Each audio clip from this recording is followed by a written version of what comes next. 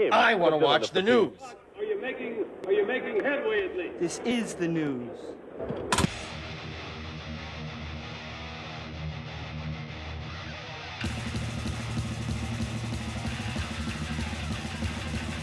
Smack 'em up! It's time for the only news that matters. And 11 years ago, after they played their last show together, Rush will reunite for the 2026 50-something tour. Surviving members Geddy Lee and Alex Lifeson are billed the 7-city tour as a celebration of the band's music and legacy and of the life of late drummer and lyricist Neil Peart. The tour kicks off Sunday, June 7th, with the first of 2 shows at the Ki Forum in Los Angeles. That's the same venue where Rush played their final show with Peart on August 1st, 2015.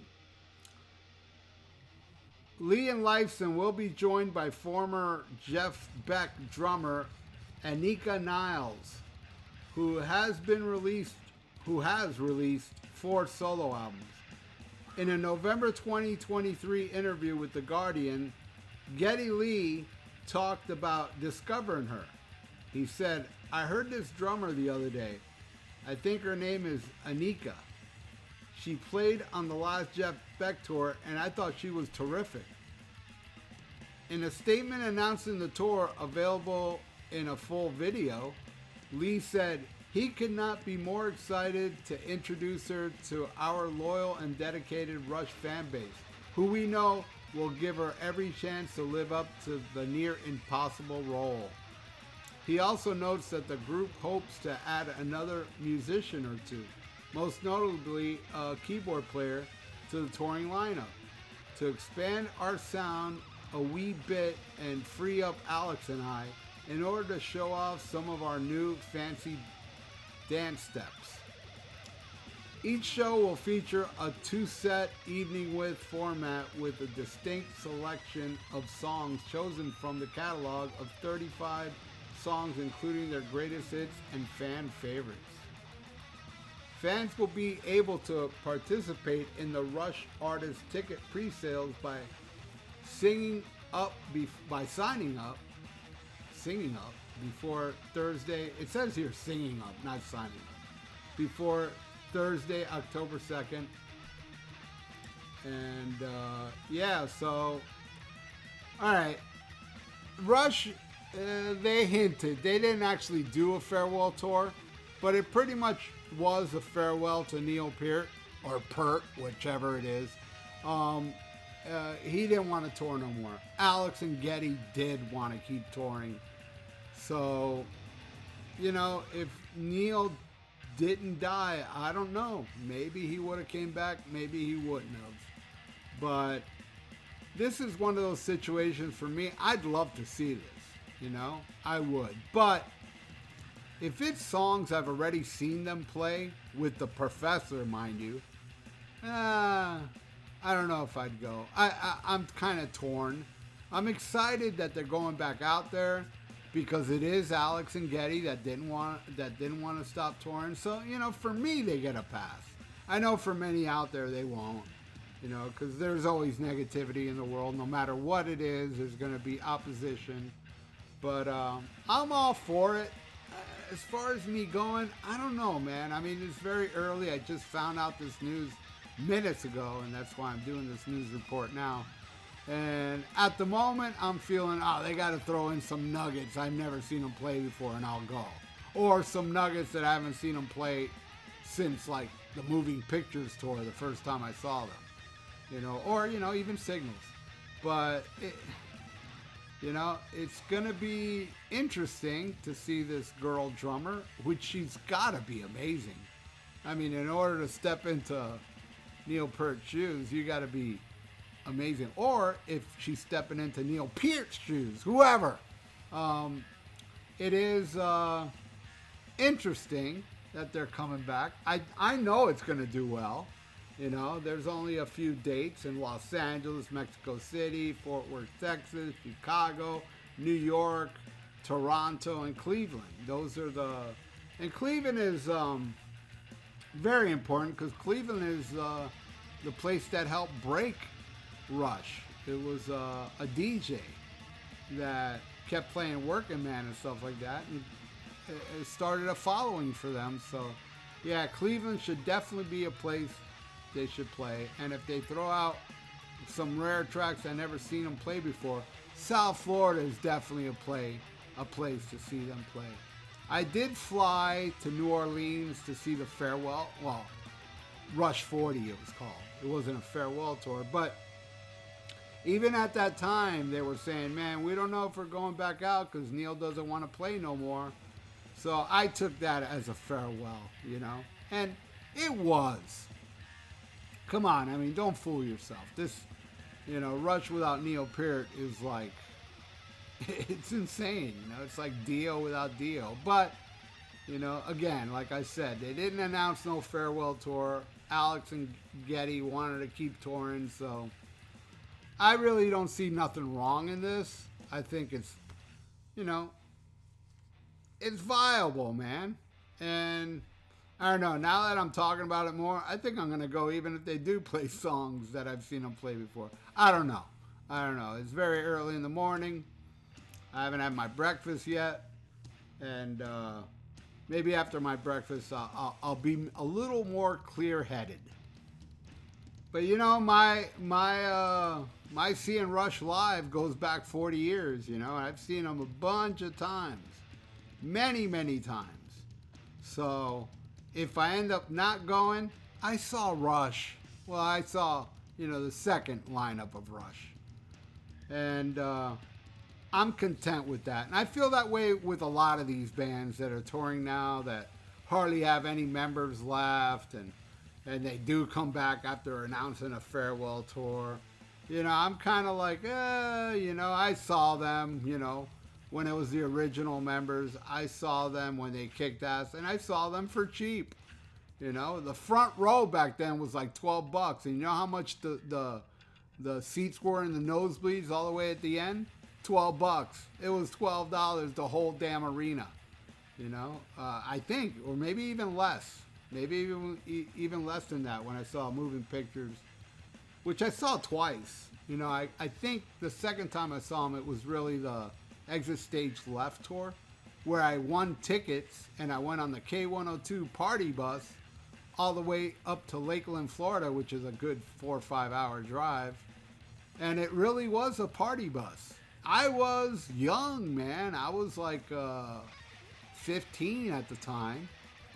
And we all go on the bus, and then the first thing the bus does after we leave, it stops at some convenience store and comes out with beers galore, a lot of beers, right? And here I am, underage, and I'm drinking on the bus. They didn't ask me for no ID or anything. And I got extremely drunk. And then during the bus ride up there, I smelled pot. And looking at the front of the bus, the DJ, oddly enough, her name was Randy Rhoads. Seriously, that was her name. I think it was spelled R-O-A-D-S. I'm not sure. But she was up there smoking weed. And then the guys next to us were smoking hash. And me and my brother had weed. We smoked before we got on the bus, not thinking we were able to smoke on the bus.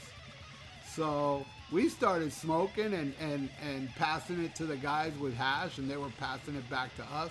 And we got very high, I got very drunk, and I borrowed my friend's binoculars for that show. And I was so polluted drunk by the time we got to the Rush show, and I lost my brother somehow.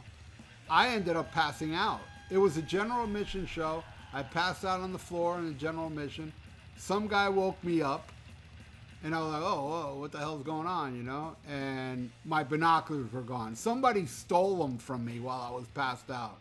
And boy, I got in big trouble with my friend because his dad got pissed that I lost the binoculars. That my dad even got more pissed that he had to pay him. But it was a great show.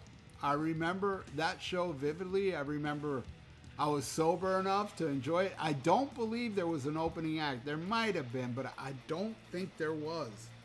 But I thought it was great. I mean, I think the only difference was I think they played Camera Eye where they didn't play it the first time on the moving picture tour. I could be wrong. It's been 40 somewhat years since that happened, since that show happened. And they were always phenomenal. And I know this tour with the girl, it's going to be awesome. It will be awesome. See, now I don't even have to eat breakfast. I think I'm going to go. If it comes to South Florida, I will not travel like I did to New Orleans to see the final show because it had, you know, all three members from Fly By Night on, you know. So, I don't know, man. Now I'm thinking, yeah, I think I am going to go. But I really am hoping they throw out some rare nuggets I've never seen them play before. That would be amazing if they would play Losing It. Well, I think they did play Losing It on the Signals tour.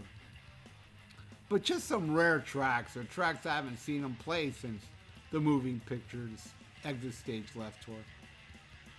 But, yeah, hopefully they will play some gems. I will go see it, and I'll say, hey, I saw Geddy Lee, Alex Lifeson, and a chick on drums play some old Rush song. It's a Rush tribute. They are billing it as...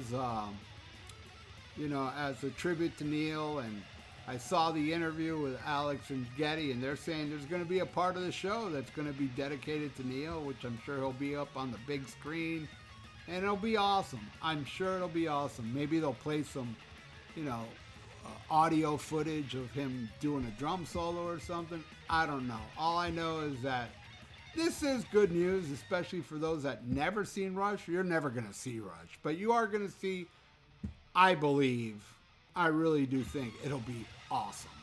You know, I really don't think Rush will go out there with a substandard drummer. She's got to be freaking amazing. She played with Jeff Beck. She has solo albums. So yeah, I'm going to go now. If it comes to South Florida, I will not, you know, get on a plane and travel to see a Rush tribute to Neil Peart, but I damn well will if I gotta drive the most 2 hours. Like West Palm Beach is like 2 hours from me, and they will probably play at that West Palm Beach amphitheater because I've seen them there like 4 or 5 times. I never missed Rush after the Counterparts tour. I stopped with Rush. I didn't see the Grace Under Pressure, though I did like that album. But Signals was the last time I saw them until Counterparts.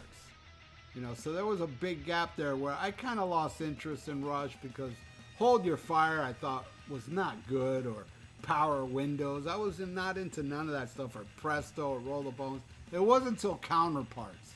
I was like, all right, this is good.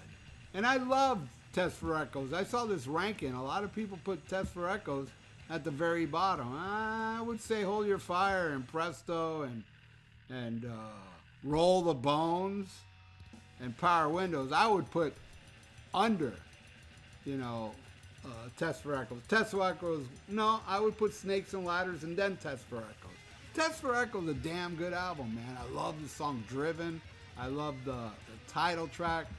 It's all good, man. It was a good album. I did not dislike it.